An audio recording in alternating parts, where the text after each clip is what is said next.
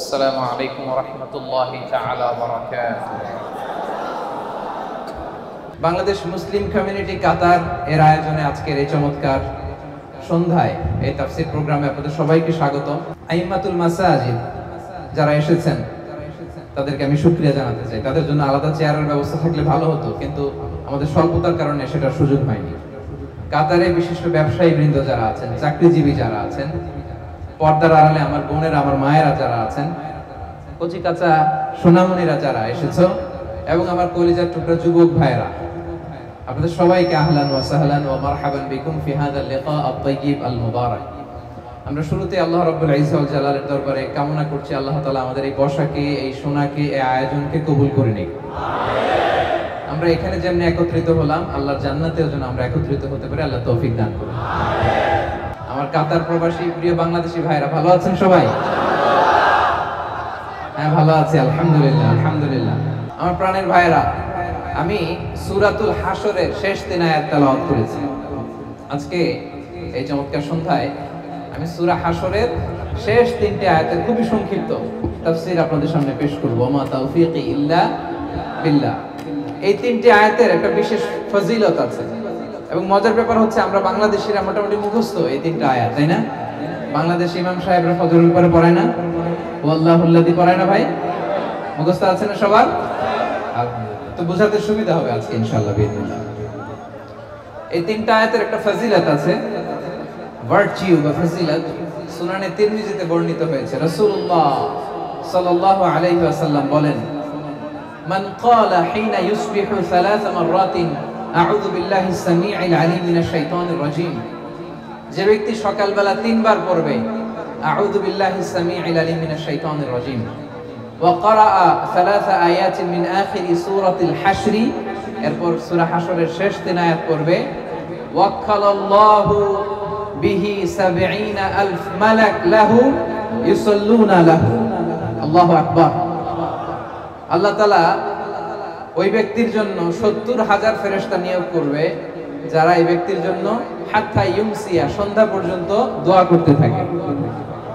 ওয়া ইন মাতা ফি যালিকাল ইয়াউম, আর এটা পরে ওই দিন যদি তার মৃত্যু হয়, মাতা শাহীদান, সে শাহাদাতের মৃত্যু নসিব করবে। ওয়া ইন ক্বারাআহা হিনা ইউমসি কানা লাকা বিতিলকা মানজিলা, আর সন্ধ্যাবেলাও যদি কেউ এভাবে 3 বার আউযু বিল্লাহিস সামিউল আলিম পড়ে সূরা হাশরের শেষ 3 আয়াত পড়ে, তার জন্য একই ফজিলত রয়েছে। পড়েন সুবহানাল্লাহ। তাহলে প্রথমে পড়তে হবে আউযু বিল্লাহিস সামিউল আলিম মিনাশ শাইতানির রাজীম 3 বার। আওয়াজ করে বলেন তো কয়বার? 3 বার। এরপরে সূরা হাশরের শেষের কয় আয়াত? এটা যদি পড়েন 2টা ফজিলত। পড়ার সাথে সাথে সন্ধ্যা পর্যন্ত ৭০,০০০ ফেরেশতা আপনার জন্য দোয়া করবে। ওই দিন মারা গেলে শাহাদাতের মৃত্যু নসিব হবে। আমরা শাহাদাতের মৃত্যু চাই কি চাই না? হ্যাঁ, চাই কি চাই না? আমরা যেন এটা পড়ি। তাহলে এটা সকাল সন্ধ্যার জিকির, মিন আযকারিস সাবাহি ওয়াল মাসা। কিন্তু বাংলাদেশে এটা শুধু সকালে পড়ে, ফজরের পরে, মাগরিবের পরে পড়ে না। এটা ঠিক করে নেবেন, এটা সকালেও পড়বেন, সন্ধ্যাবেলাও পড়বেন। আমাদেরকে রাসূলুল্লাহ সাল্লাল্লাহু আলাইহি ওয়াসাল্লাম কিছু আজকার শিখিয়েছেন, কিছু দোয়া, যেগুলো পড়লে শয়তানের বিরুদ্ধে আল্লাহ তাআলার পক্ষ থেকে আমাদের জন্য এটা প্রোটেকশন হিসেবে কাজ করে। সুবহানাল্লাহ পড়েন। যেমন এই যে সূরা হাশরের শেষ 3 আয়াত, যেমন আয়াতুল কুরসি, যেমন 3 কুল। এই সূরা হাশরের শেষ 3 আয়াতের এত ফজিলতের কারণ হচ্ছে এই শেষ 3টি আয়াতে আল্লাহ তাআলা তার নিজের 14টি নাম উল্লেখ করেছেন। কয়টি? 14টি। কালামুল্লাহ মাজিদের কোন সূরায়, কোন জায়গায় এভাবে টানা আল্লাহ তাআলার এতগুলো আসমাউল্লাহিল হুসনা, সিফাতি নাম বা গুণবাচক নাম একসাথে খুঁজে পাওয়া যায় না। এখানে 14টা নাম পাওয়া যায় আল্লাহ। আজকে এই 14টা নামের তাফসীর আমরা শুনবো ইনশাআল্লাহ। বলেন এজন্য এই সূরাতুল হাশরের শেষ 3 আয়াতের এত গুরুত্ব। এবং এই আয়াতগুলো পড়লে আল্লাহ তাআলার সত্তার যে পরিচয়, অরিজিনাল পরিচয়, এটা আপনি পাবেন।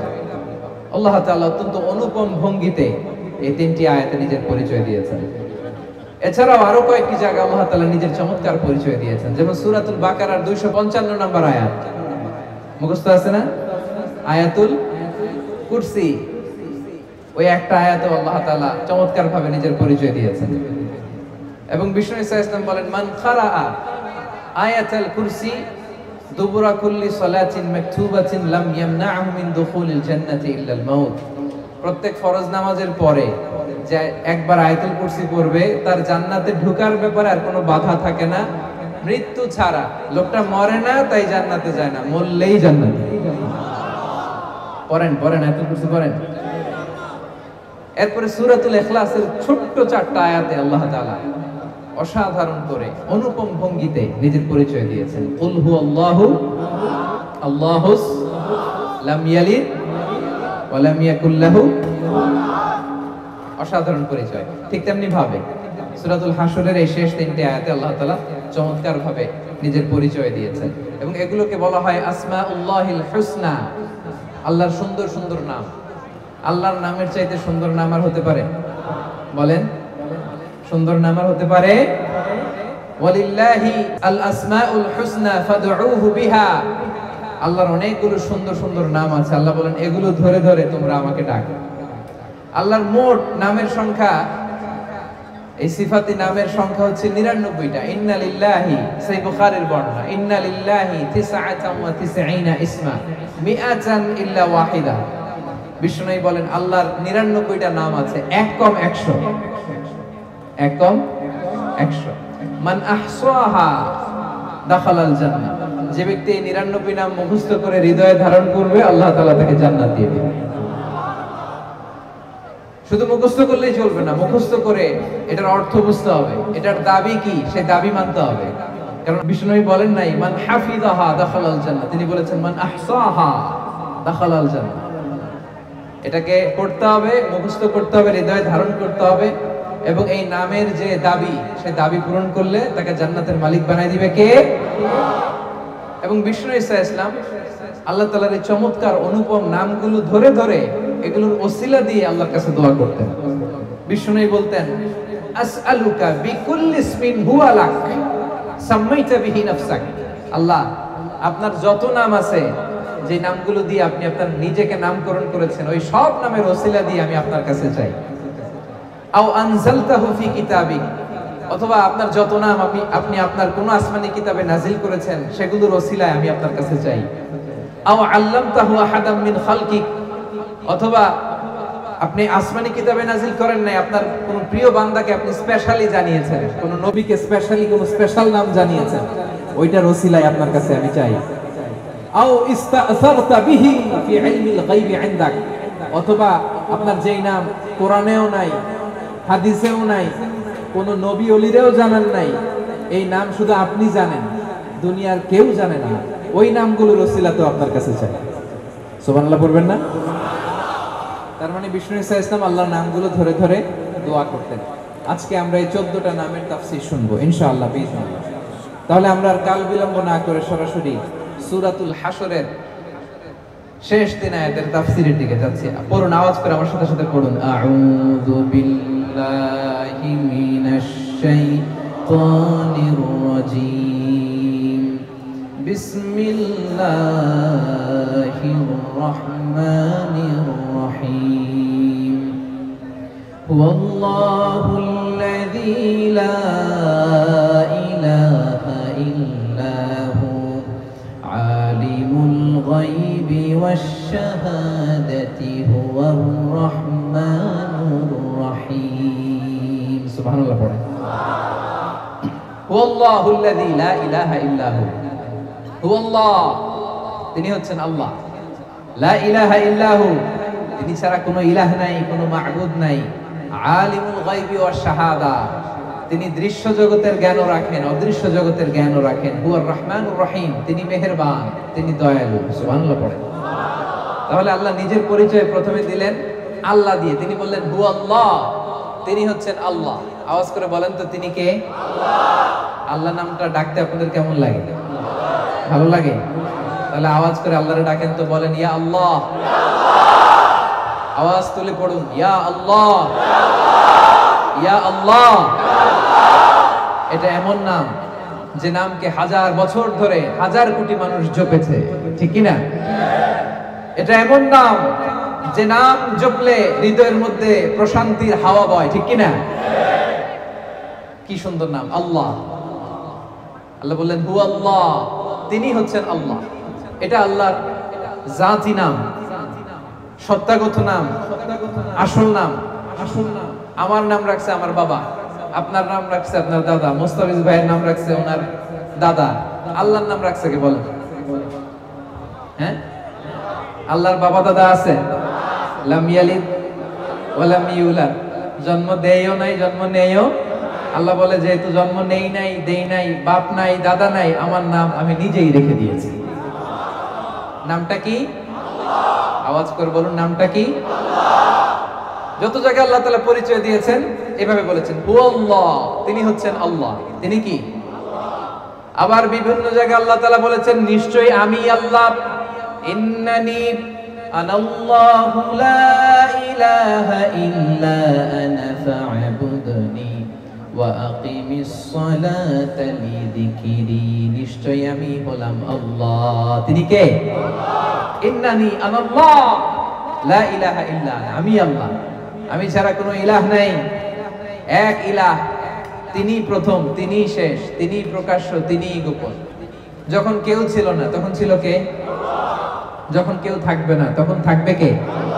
তিনি সূচনাহীন, অতীত থেকে আছেন, তিনি শেষহীন, ভবিষ্যৎ পর্যন্ত থাকবেন। হুয়াল আউয়াল হুয়াল আখির, তিনি প্রথম, তিনি শেষ, ঠিক কিনা?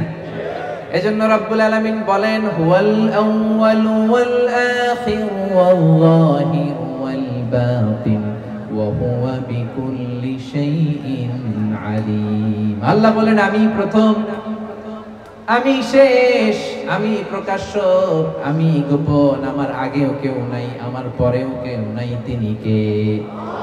প্রথমে আল্লাহ আল্লাহ, শেষেও আল্লাহ আল্লাহ, আকাশে আল্লাহ আল্লাহ, জমিনে আল্লাহ আল্লাহ। পড়েন, প্রথমে আল্লাহ আল্লাহ, শেষেও আল্লাহ আল্লাহ, আকাশে আল্লাহ আল্লাহ, জমিনে আল্লাহ আল্লাহ।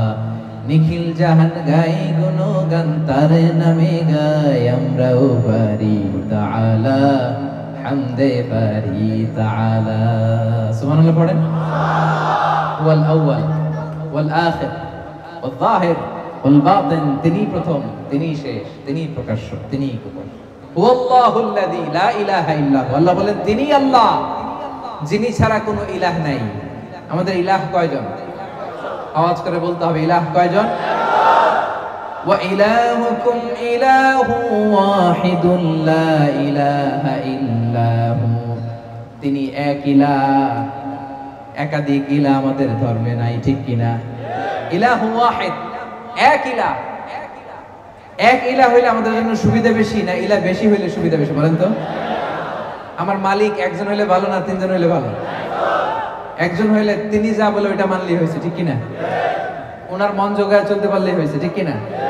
তিনজন যদি হয়, হ্যাঁ, ঝামেলা আছে না নাই?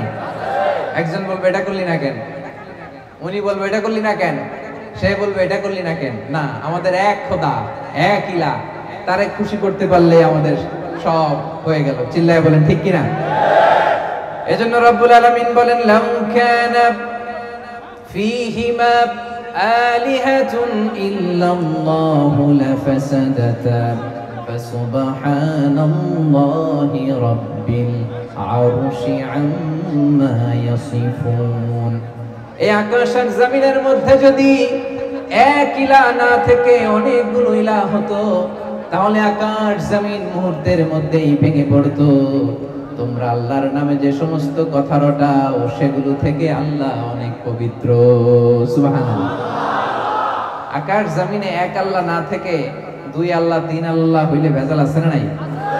দেখেন এখন গোটা বসুন্ধরা কি চমৎকার একটা ব্যালেন্স, মাল্টি ডাইমেনশনাল ইউনিভার্স, কত চমৎকার। সকালবেলা সূর্য ওঠে, দিন শেষে সূর্য ডোবে, বৃষ্টি নামে, ঝর্ণা পড়ে, দিন গড়িয়ে মাস আসে, মাস গড়িয়ে বছর আসে। গোটা বিশ্বের এই যে ইকোলজিক্যাল ব্যালেন্স, এই যে ভারসাম্য, এর মধ্যে কোনো পরিবর্তন আছে? নাই। কারণ ইলাহ কয়জন? লাউ কানা ফীহিমা আলিহাতুন ইল্লাল্লাহ লাফাসাদাতা, আকাশ আর জমিনে এক ইলাহ না থেকে যদি একাধিক হতো, এই বিশ্ব ব্যবস্থা ভেঙে খান খান হয়ে যেত, ঠিক কি না? তাহলে হুয়াল্লাহুল্লাযী লা ইলাহা ইল্লাহু, তিনি ছাড়া কোনো ইলাহ নাই। তাহলে আওয়াজ করে বলতে হবে আমাদের ইলাহ কয়জন? আল্লাহ এভাবে নিজের পরিচয়টা শুরু করলেন সূরা হাশরের শেষ 3 আয়াতে। তিনি হলেন আল্লাহ, তিনি ছাড়া কোনো ইলাহ নাই, তিনি হলেন এক ইলাহ, এক মাবুদ। তিনি ছাড়া একাধিক ইলাহ হলে গোটা বিশ্ব ব্যবস্থা ভেঙে যেত, খান খান হয়ে যেত। এরপরে তিনি বললেন আলিমুল গায়বি ওয়াশ শাহাদাতি হুয়ার রহমানুর রহিম। আলিমুল গায়বি ওয়াশ শাহাদা, the knower of seen and unseen world, the knower of open and secret। যেটা ওপেন এটাও তিনি জানেন, যেটা সিক্রেট ওইটাও জানেন, যেটা সিন দৃশ্যমান ওইটাও জানেন, যেটা আনসিন দেখা যায় না ওইটাও জানেন। সুবহানাল্লাহ। আমাদের কাছে যেটা জানা দৃশ্যমান এটাও জানেন, আমাদের কাছে যেটা অজানা অদৃশ্য ওইটাও জানেন। আসলে ইলমুল গায়ব এটা আল্লাহর জন্য না, এটা আমাদের দিক থেকে ইলমুল গায়ব। তার জন্য কোনো গায়ব নাই, তার জন্য সব শাহাদা, তার জন্য সব হায়াদের। তিনি মহাবিশ্বের শুরু থেকে শেষ পর্যন্ত এট এ গ্ল্যান্সে একবারে দেখেন, চিল্লায় বলেন ঠিক কি না? অতীত, বর্তমান, ভবিষ্যৎ এটা আমাদের জন্য। আল্লাহর জন্য অতীত আছে, বর্তমান আছে, ভবিষ্যৎ আছে। সেই মহাবিশ্বের শুরু থেকে শেষ পর্যন্ত তার কাছে সমান।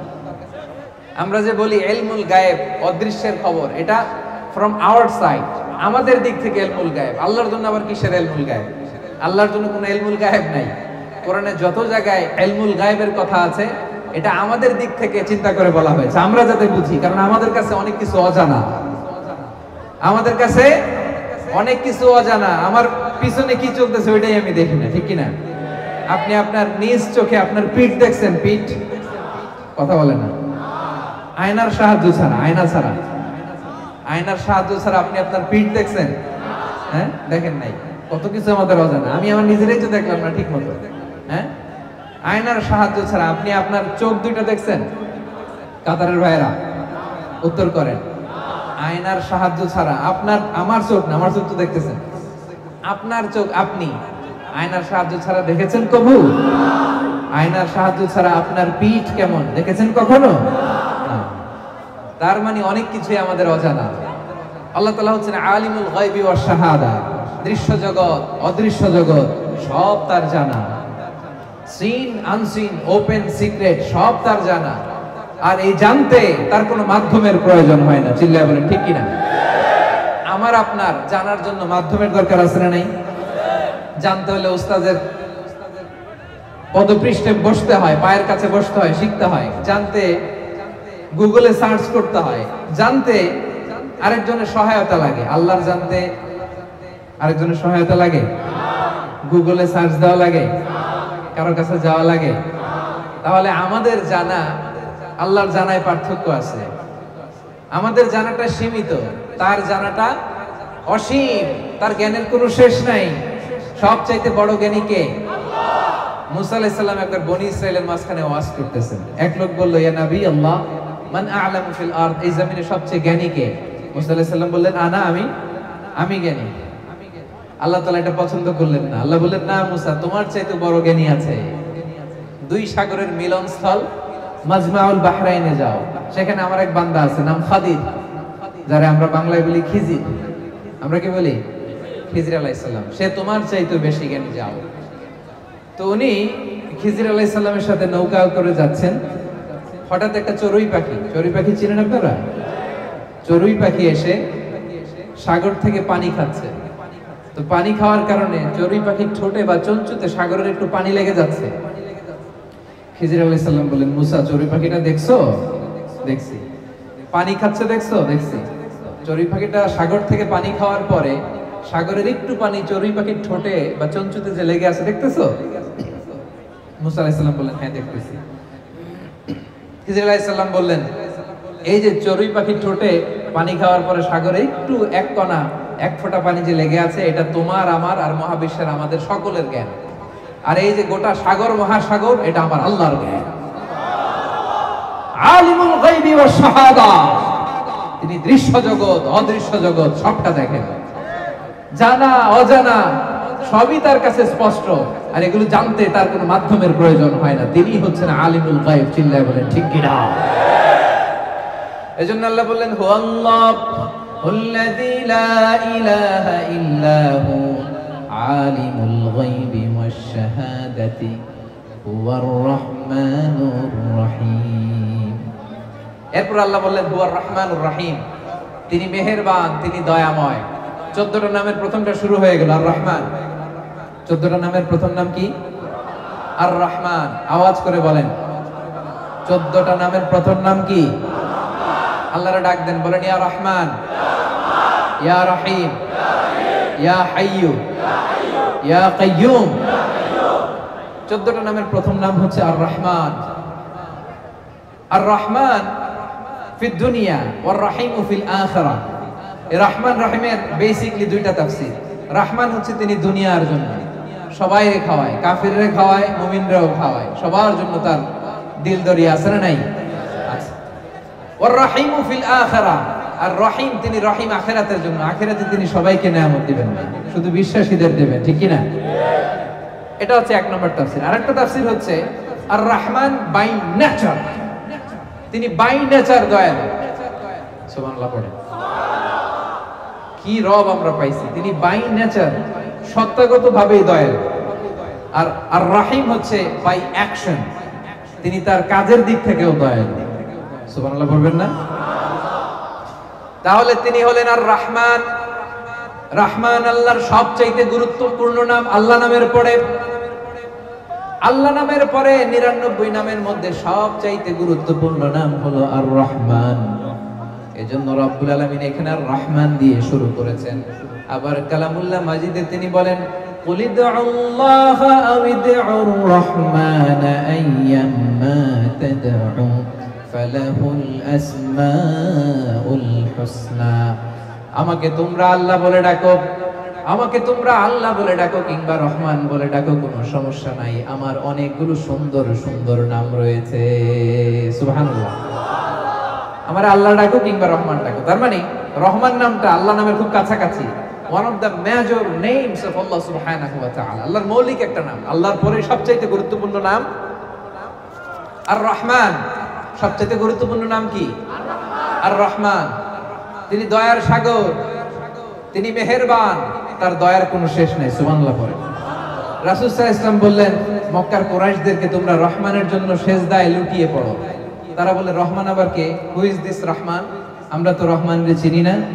তখন আল্লাহ তাআলা নাজিল করলেন ওয়া ইযা ক্বিলা লাহুম উসজুদু লির-রহমানি ক্বালু ওয়া মার রহমান। তাদেরকে যখন বলা হয় রহমানের জন্য সিজদা দাও, তারা বলে রহমান কে? রহমান রে চিনি না। তারা কি বলে? রহমান রে চিনি।